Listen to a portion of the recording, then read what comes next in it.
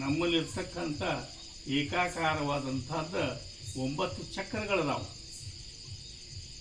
ಆಧಾರ ಚಕ್ರ, ಸಾಧಕ ಚಕ್ರ, ಮಣಿಪುರ ಚಕ್ರ, ವಿಶುದ್ಧ ಚಕ್ರ, ಅನಾಹುತ ಚಕ್ರ ಅಂತ 5 ಚಕ್ರಗಳ ಈ ಕುತ್ತಿಗೆದ ಕೆಳಗೆ 5 ಚಕ್ರಗಳಾಗ್ತವೆ.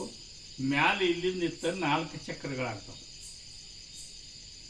ನಾವು ಧ್ಯಾನ ಮಾಡುತ್ತಿನೊಳಗೆ ನಮ್ಮಲ್ಲಿರ್ತಕ್ಕಂಥ 360 ನಾಡಿಗಳು,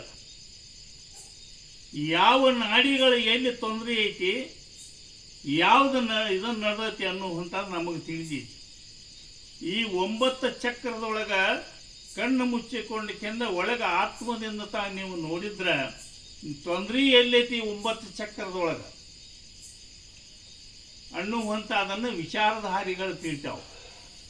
ಯಾವ ಚಕ್ರದೊಳಗೆ ನಮ್ಗೆ ಅರ್ಥಳೆ ಐತಿ, ಯಾವ ಚಕ್ರದ ನಮ್ಗೆ ಸಂತೋಷ ಐತಿ, ಈ 9 ಚಕ್ರಗಳ ರದ್ರಗಳೆಲ್ಲ ಈ ಮಸ್ತಕ ಬರ್ತಾವೆ.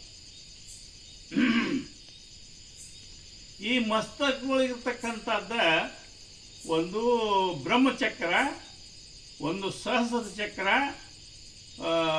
ಒಂದು ಪಶ್ಚಿಮ ಚಕ್ರ ಮತ್ತು ಒಂದು ಆಗ್ನಿ ಚಕ್ರ ಅಂತ 4 ಚಕ್ರದಾವು.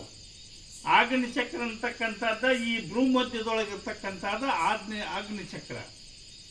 ಮತ್ತು ಇಲ್ಲಿ ಹನಿ ಮೇಲೆ ಇರ್ತಕ್ಕಂಥದ್ದನ್ನು ನಾವು 3 ಬಳಕೆ ಹೋಗ್ತೀವಲ್ಲ, ನಟ್ಟಿನಲ್ಲಿ ಇರೋದು ಅದು ಸಹಸ್ರ ಚಕ್ರ.